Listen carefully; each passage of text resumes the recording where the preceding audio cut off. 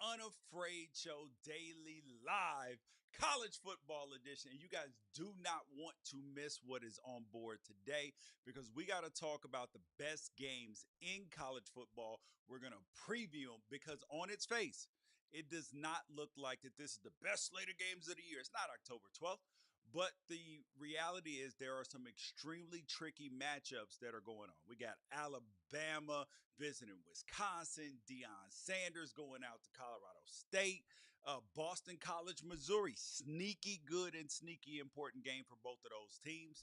You got UCLA, Indiana, Texas A&M, Florida. That's a huge SEC game in terms of what's going to happen with Billy Napier, what's going to happen with like Connor Weigman and Texas A&M's quarterback situation.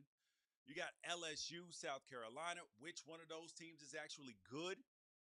And we got a bunch of things in between. And of course, we are going to get to my AP poll bashing. They must take a whipping every single week when they do some inconsistent things. And that's exactly why we make the Unafraid Show Top 25 as it should be, based upon the three most important criteria in all of ranking things: quality wins, schedule played, and dominance. That's what you got. But first thing, we want to start with fans because fans, come on, man, y'all have lost y'all mind. I just read a report from Peyton Thorne, Auburn quarterback. This dude revealed that fans are Venmoing, Cash Apping, requesting him to get their money back for lost bets. Now, obviously, they just lost to Cal, but how dare y'all? How dare y'all fix y'all face? Now, on one hand, I get it. We all about our money. You lose me money. Hey, come here. We need to have a conversation, fam. But it's gambling. Sometimes you win, sometimes you lose. And it's funny on one hand, but on the other hand, you know it's sickos taking it way too far. Oh, you know these people are writing all sorts of craziness in the DMs and everything else. But yeah, hey Peyton, if you want to throw people their money back, that's on you. You want to give them a rebate, but if it was me, I got nothing for you, fam. Nothing for you. Just keep rooting for the team. You knew the risk. The SEC, and I have been, and we got an article coming about this tomorrow on Unafraid Show and a video as well on the YouTube page and on Twitter and everywhere else. It is hilarious to me that people are pointing out with the AP poll. Oh, the SEC, six of the seven teams. That it has six of the top seven teams in the AP poll. I'm like, yeah, that's great. That is great. That is cool to see. Look at it. They got Georgia, Texas, and I love how they already want to claim Texas in the SEC. Because remember when Missouri and Texas A&M first went over there? Oh, they're not real members of the SEC. Oh, they're the fringe members. Oh, but now Texas went into the big house and won. They're like, hey, SEC, baby. That's the way the y'all SEC folks really be doing. Y'all don't want none of the losses, but you want all the credit. Now, this is correct in that even in the Unafraid Show poll, I have Georgia ranked extremely high, Alabama, Ole Miss, Missouri, and Tennessee extremely high. Like that, I see no problem with it because in Georgia, Georgia has a great win against Clemson. Texas has the best win in all of college football right now, going up to the big house and beating Michigan. Ohio State has not played anybody. They played Akron and Western Michigan. So I have them nowhere ranked where they are right now in this poll. Alabama, despite the final score, struggled with South Florida. And Ole Miss has not played anybody with a pulse. Missouri hasn't played any tough competition either. Tennessee, they deserve a lot of credit because they went out to NC State. Now it was technically a road game, even though it was a neutral site game out there at Bank of America Stadium. But they went out there and did it 51-10. That was a dominating performance on defense, especially. So they deserve to be in there. But like, let's not act like the SEC is not getting thrashed by the Pac-2 right now, and the Pac-12 in general. You got USC has beat LSU. They've already done that. You have already had Cal beat Auburn, And these are teams that, and Cal is a team that people were trying to throw away. So the SEC, oh, and Mississippi State just lost to Arizona State. So when we get to talking about the SEC gauntlet and how tough it is, play 9 conference games because these conferences are not set up like they used to be. Yes, the top of the SEC is very good and all that stuff. But what happened to all them 60-point wins the ticker tape was telling you about at the bottom? Oh, yeah, there came some losses and came some close games once you played anybody with a pulse. And that goes to the question, and I asked it on the live show on Sunday. Who do you trust right now? What teams do you actually trust to roll out no matter who they're playing against and put out a good performance? Who do you trust? Because right now, I feel like I can trust Texas. Feels clear because they've done it. Did it last year in Tuscaloosa, even though last year has no bearing on this year. They did it this year in Michigan already. And then in a non-competitive game, they blew them out. Georgia, same thing. Took care of Clemson. It was tougher at first, and then they pulled away, and then they manhandled this last weekend, as they should. Those are the 2 teams I can for sure trust right now. For sure. Can I trust Ohio State? I don't know. They haven't played anybody that is, that like these are non-competitive games. These teams aren't good. So no, I don't trust Ohio State to the way I trust Georgia and Texas at this point. At this point in time. Could that change later? Sure. Alabama. Damn sure don't trust Alabama to just go out and beat people the way that you would expect, and there's no way we could end up in a close game. They just did it with South Florida. If South Florida's quarterback could throw the ball at all, because what was it, like a 13-16, 13-14 game going into the fourth quarter? Yeah, that's not it. That's not what you expect out of Alabama fans. Their fans were booing. Nick Saban was up there all all frustrated, like, man, I can't help these dudes. So I get it. I get it. But let's go over this AP poll and the stuff that's going on in it. Because on one hand, it's pretty unanimous what they got going on with a top 5 of Georgia, Texas, Ohio State, Bama, and Ole Miss. But there were some other teams that were making an appearance. Like Oregon had 4 top 5 votes. Do you still believe that they're a top 5 team? And we'll talk about that in a little bit. Well, actually, we'll talk about it now because Oregon has played Idaho, who just beat Wyoming. So an FCS team beat an FBS team in Wyoming. And you had Boise State, who is clearly a good football team. Now, is Boise State's defense great? Not great. But they showed up and they played well. And you have Oregon, who's living off explosive plays right now. And yes, they've scored points. Their special teams has been great on the return side. But this is a team that is Oregon. If they play against a team that is built like them right now, they are primed to get knocked off. There has to be some sort of consistency developed in what they are putting on the field right now. So their next 3 games are they have Oregon State this weekend, then they have UCLA, and then they have Michigan State, then they have Ohio State. Now this schedule, the way it's set up with those 3 games and a bye week, it gives them plenty of chance and opportunity to find some continuity on the offensive line. And this is something that goes to the Deion Sanders talk in Colorado, transfer portal, and everything else. How many times have we seen good teams, like what Oregon has put out the last few years, or any other school, and there's a bunch of graduates, like they had a senior-heavy offensive line that was a really good one, and then or they're replacing a bunch of players like a center, some guards, stuff like that. And then the offensive line struggles to gel initially. That's what's happening with Oregon, and they've had multiple injuries at guard, at center, and at the other guard as well.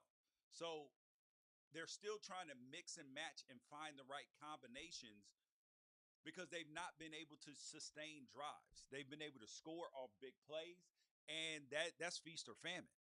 And three and outs beg the other team to be able to score, and your defense is going to have to be nails if you don't. Another thing that happened in the AP poll. So you have USC, who's down at 11. You had Randy Starr of the Miss of Randy Johnson. Well, you had Randy Johnson of the Minneapolis Star. He has USC at number 3. And you have ESPN's Reese Davis. He has Penn State at number 4.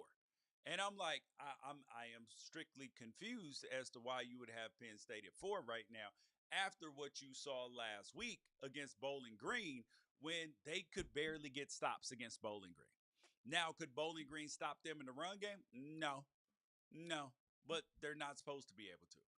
But that game, that 34-27 game, was much closer than Penn State fans would have wanted. And this is exactly why Penn State's not on the trust list. Yet John Wilner from the Mercury News has Utah at number 4. Now, I'm not sure whether he is voting playoff poll, where he's like, listen, I'm voting the conference champions 1 through 4. But this Utah team, who is at number 12 right now, this is exactly like 4. I'm not mad at it. This is a very, very good football team. But how are they without Cam Rising, and how long is he going to be out? That's a legitimate question. But I don't judge it in my poll. Our model doesn't do that. It just says, what have you put on paper? And then you have 5 people who have Miami, including Brett McMurphy at number 5. And then it's actually interesting because remember, I talked about Oregon struggling. Oregon struggled with Boise State, who's a better team than UCF. But Bama struggled with UCF and didn't drop in the AP poll. How does that make sense? How does that make sense? I'm just saying. There's another team that they have not been dominant, but they should.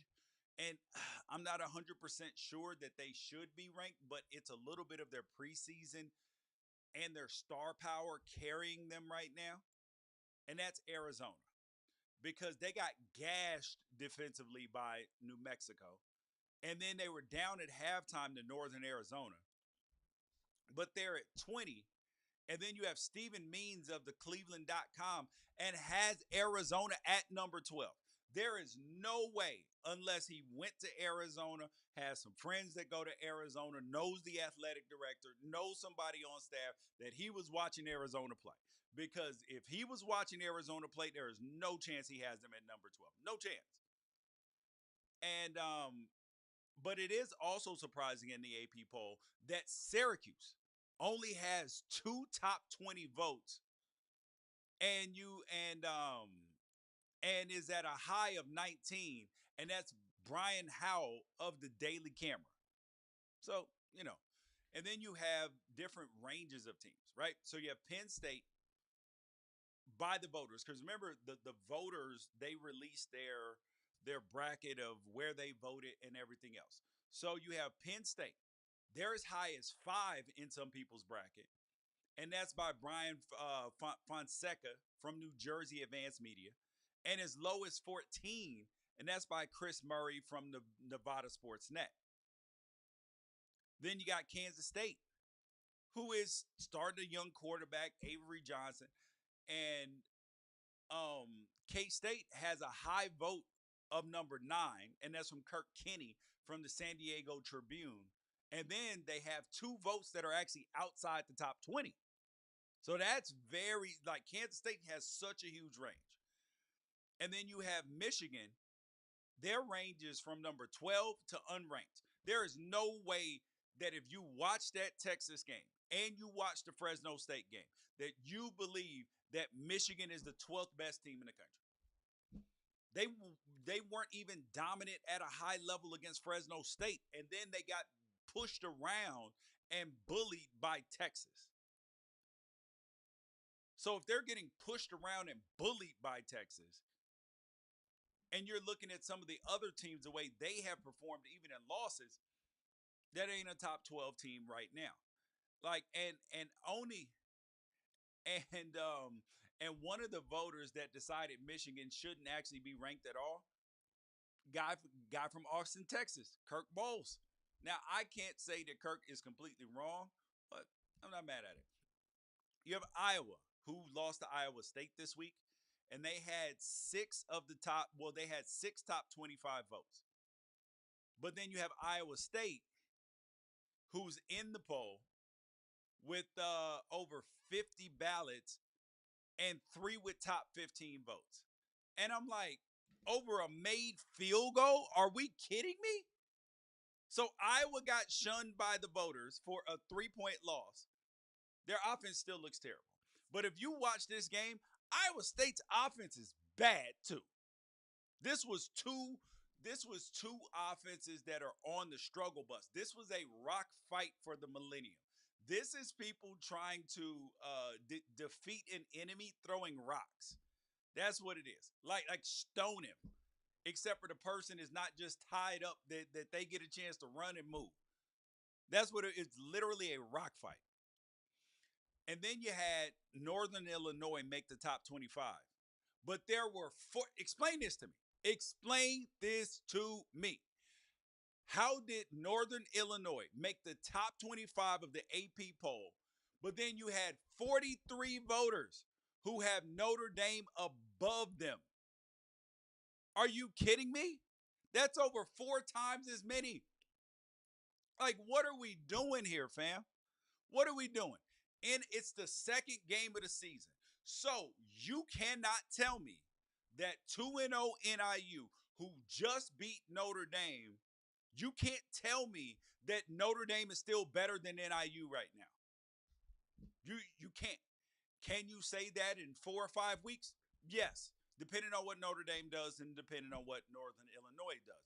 But you cannot look and be honest in this situation and say that Northern Illinois is better than Notre Dame. I'm sorry, that Notre Dame is better than Northern Illinois right now. That is absolute insanity.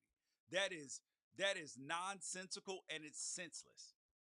And that's actually one of the things, particularly early in the season, that I don't like because it doesn't make any sense. How can you, if we're early in the season and we don't have a ton of data on teams yet in terms of wins and losses, and somebody beats you, guess what? They're better than you at that point in time. So I don't care how many 4-star, 5-star recruits, what the preseason expectations are. And this is why the Unafraid Show poll is the most accurate poll in the nation, because we don't do that. We look at what you did on the field. And here is this week's Unafraid Show poll for all you people that have not seen it yet. Here it is.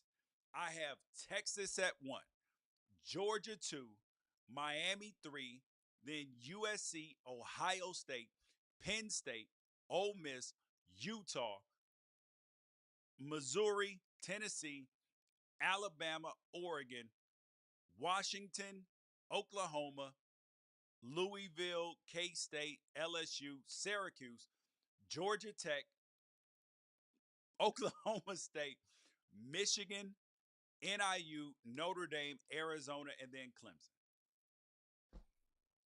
Georgia, how could you not have Georgia as number 1? Because Texas has the best win in all of college football right now. The best win. Well, Georgia beat Clemson. Clemson's good. Yeah, but that was essentially a home game for Georgia in Atlanta. Texas went on the road. They took the travels there. That's what they did. And they put a beat down on them boys. So that's why. That's why they're ranked as such. And this right here, these rankings gave us this version of the college football playoff poll. College football playoff bracket. It gave us this version. And last week, it gave us Georgia. Our model gave us Georgia as the champion. Now, it gives us Texas as the champion because it has us Texas at 1, Miami at 2. You have, oh, this is, mm-mm-mm. So you have, yeah. So you, yeah, no, it was correct. um, so you have, oh, Georgia at one. I'm sorry, Texas at one. You have, yeah, you have Texas at one, Miami at two. You have SC at three, and then you have Utah at four. And I have Ole Miss beating in the 8-9 game, Ole Miss beating Missouri, then playing Texas, Texas beating Ole Miss, and then Texas playing Georgia in the semifinals, where you have Georgia playing NIU, Utah playing Georgia as the 4 seed against the 5 seed, Georgia playing Texas, Texas beating Georgia. Then on the other side of the bracket, you got Alabama, Ohio State winning, Ohio State then beating the 3 seed USC, then Ohio State playing in the national championship game against Texas. And then on the other side, you have Penn, and well, on the north side of the bracket, the northeast side of the bracket, you have Penn State, Tennessee, Tennessee playing Miami, Miami beating Tennessee. Only because I think that Miami has a more veteran team and Tennessee starting a freshman quarterback, and that's tough to win a national championship. Yeah, because we haven't seen it since Oklahoma, long time ago. So that's the AP poll and the Unafraid Show poll and the bracket right now. But now it's time. We got to get into the games of the weekend.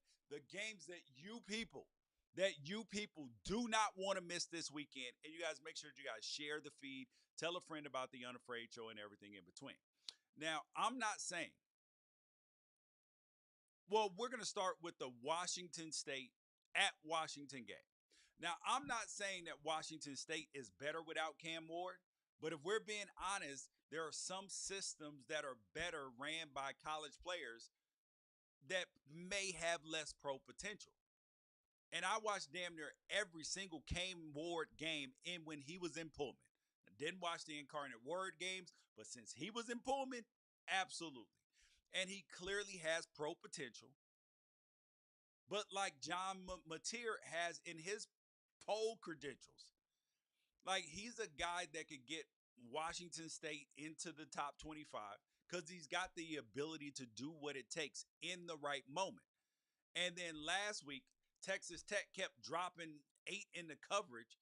And then you had Cam Ward, who would have ran for over 200 yards, but John Mateer did.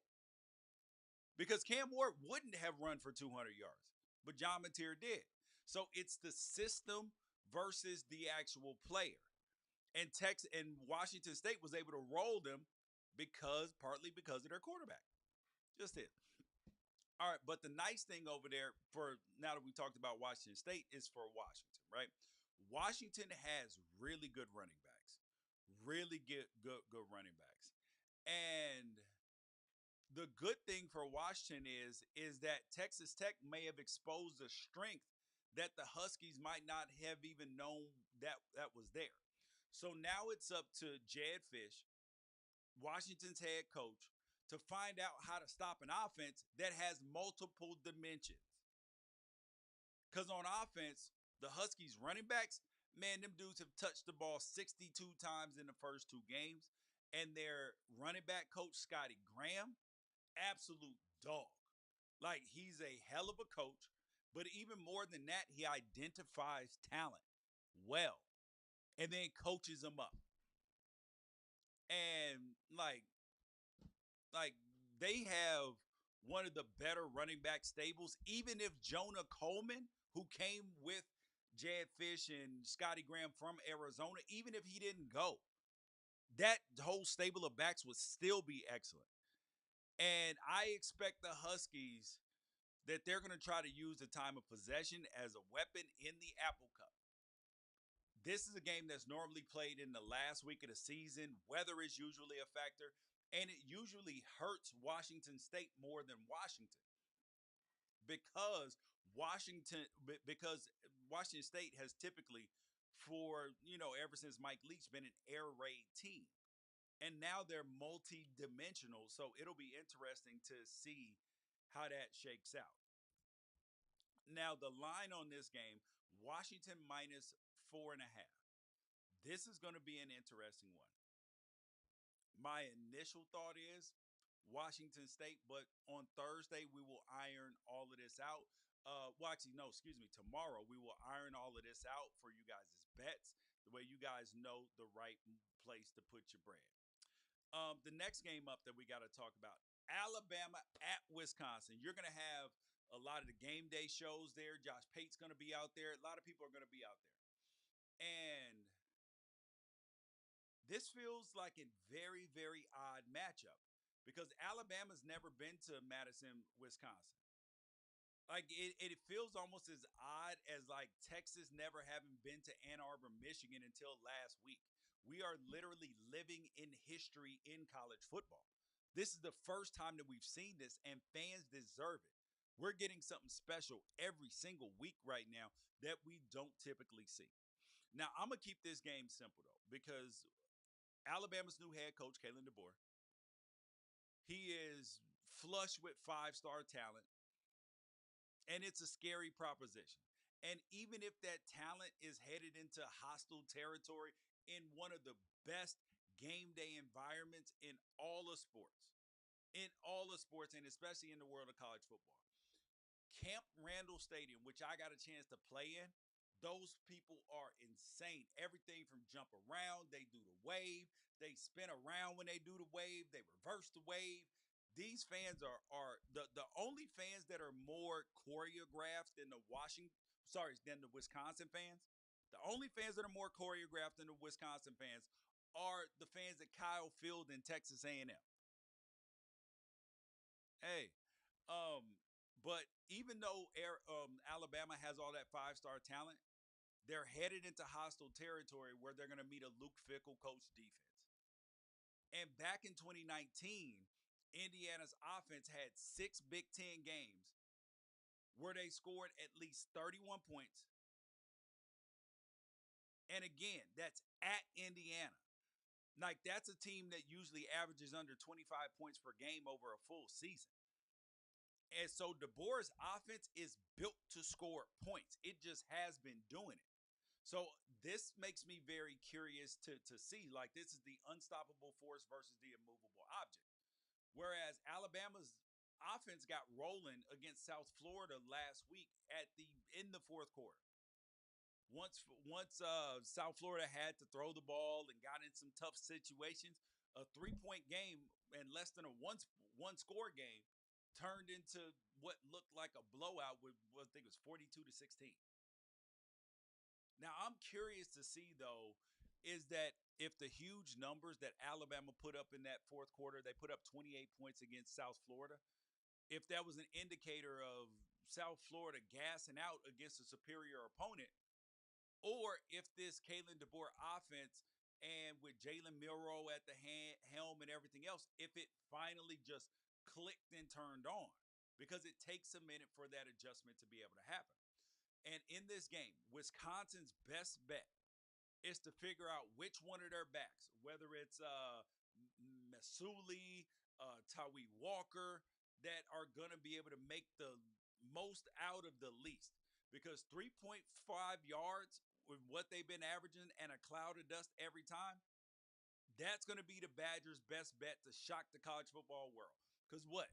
3.5 plus 3.5 is 7, plus 3.5 is 10 and a half and a first down, fam. That's what they want to do. Limit the possessions that Alabama has. That way, if you get a few stops, now all of a sudden you got a close game. And then you get in Alabama playing tight, pressing, bad throw, holding call, anything like that, and that's going to give you an opportunity to win. The next game up, we got Texas A&M. We got Texas A&M at Florida. Now, just when you find out, and we saw last week, their 5-star quarterback, DJ Lagway, he helped Billy Napier get his groove back. Nobody's talking about him being fired, hot seat, or anything else. Then a team comes to the swamp that has a reminder to everybody at Florida that there is no such thing as an impossible buyout because we know what Texas A&M fans did to get Jimbo Fisher out of there.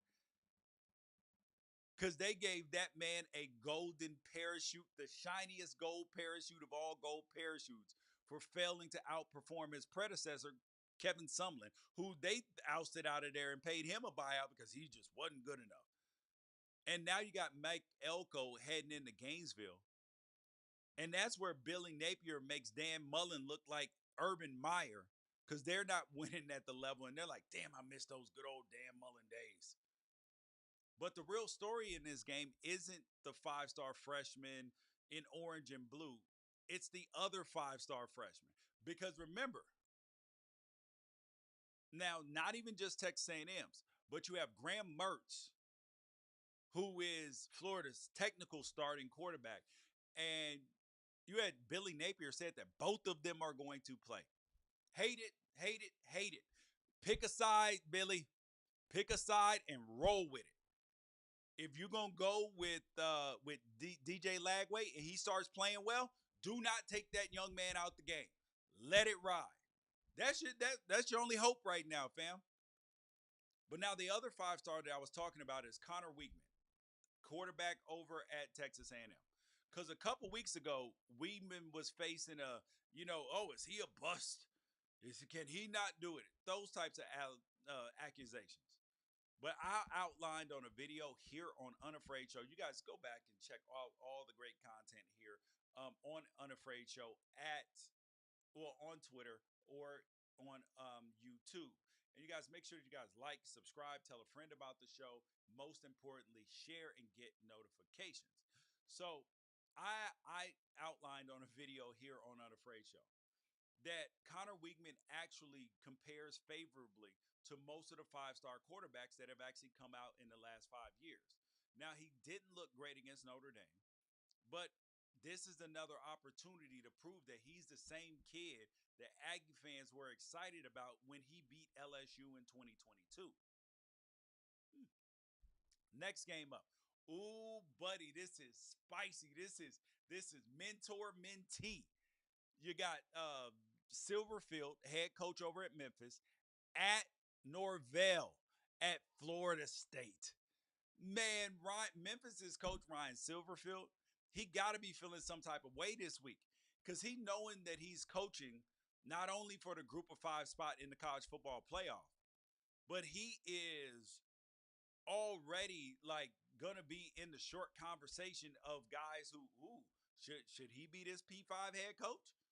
If somebody gets canned at some point in time, which inevitably will, because this is just the nature of the business.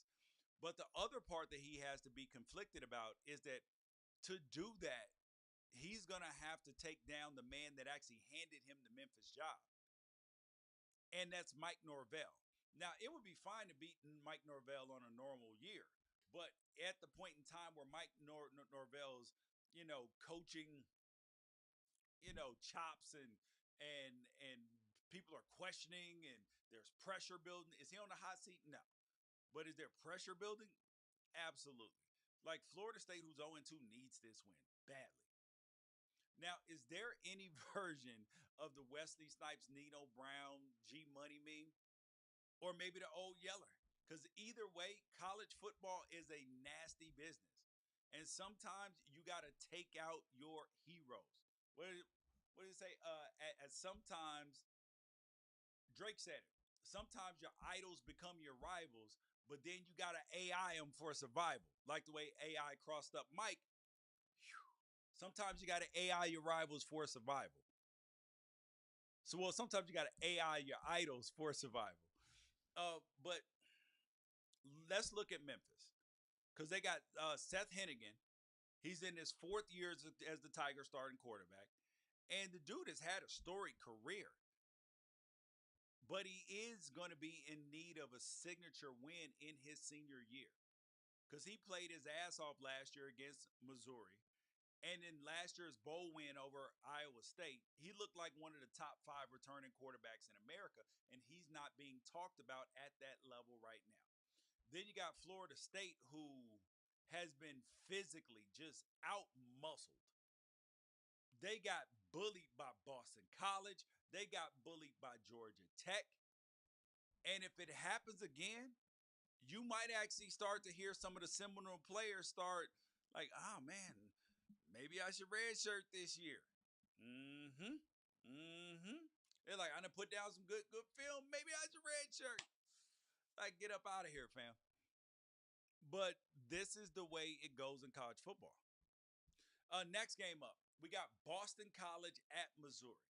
Now, when you hear that game, that doesn't give you all sexy matchup, big time vibes. But number one, this is a top 25 matchup. And number two, we're going to find out a lot about both of these teams because Boston College beat up on Florida State, pushed Florida State around. And Missouri, they feeling real good right now. Now, Missouri fans, they should have absolutely been celebrating this last week when the AP Top 25 came out and Boston College was included because this non-conference slate that Missouri is playing is putrid. This is the type of thing that I get mad at the SEC for because they play UMass, Buffalo, and Murray State. They've already played Murray State and Buffalo. This is your non-conference, fam? Those are 3 free wins. This is part of the reason why the SEC is ranked so highly. It's not that Missouri's not a good football team, but are they elite? We don't know. And there's no there this is their only test.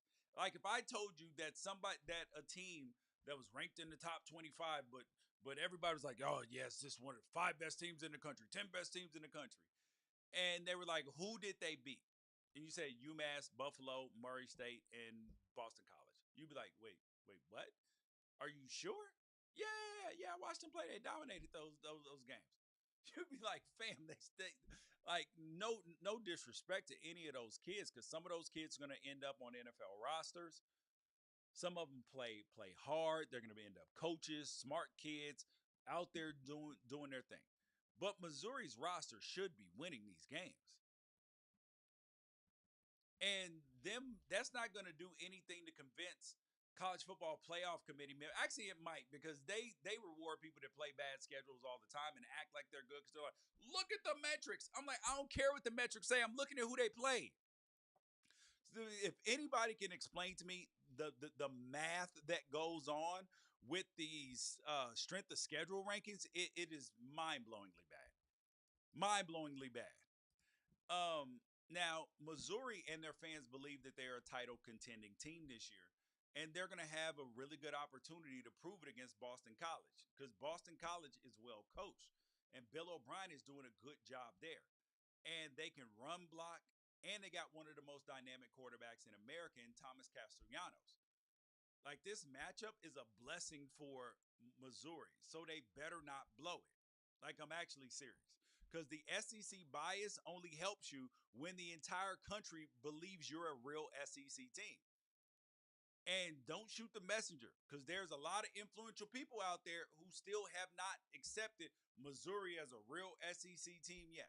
They only accept you when you are out there winning. Like they love Texas right now. They're like, hey, yeah, Texas, SEC team.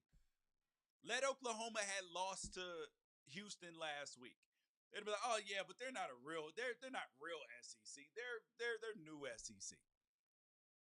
So Missouri, you better not blow this game, because they can't lose this game. Because if they go 8-1 the rest of the way and expect to be included in the college football playoff at 10-2, even if that only other loss is to Alabama, because your fate is now then tied to Boston College, who hasn't won more than 7 wins in a season since 2009, fam. 2009. I'm just saying. And the last game that I want to talk about, this is a game that is near and dear to my heart. Them boys right there, them Oregon Ducks. Because the Ducks and the Beavers, they've actually traded off the last 5 games. And now that the rivalry that was really never a rivalry is actually starting to seem like a rivalry. And that was thanks to Jonathan Smith.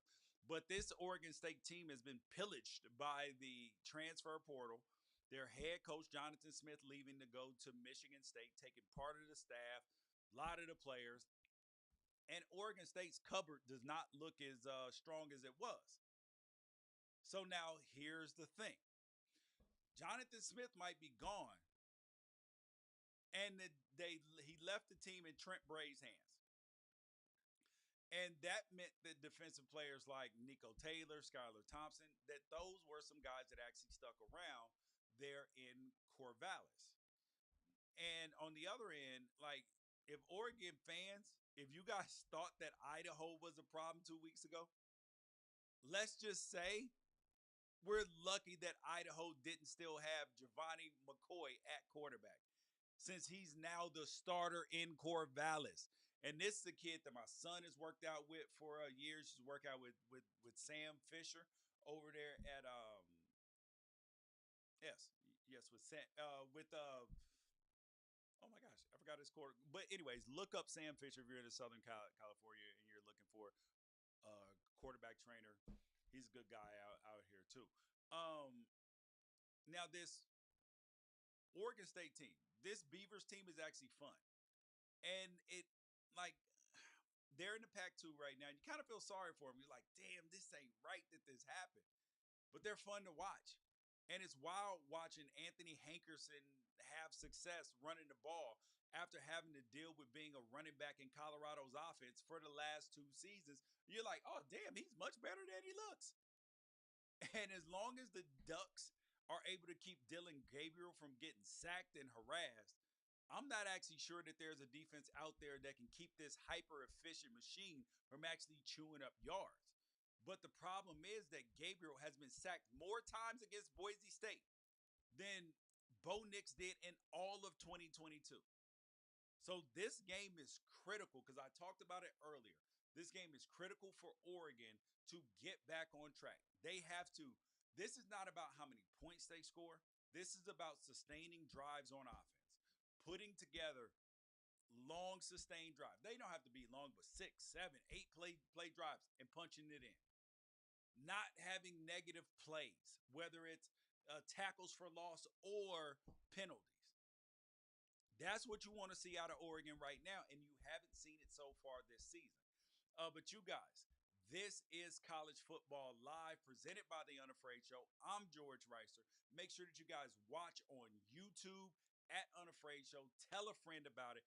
Peace out. Catch you guys tomorrow for the bets, and then on Thursday for Pac-12 Apostles. Peace out.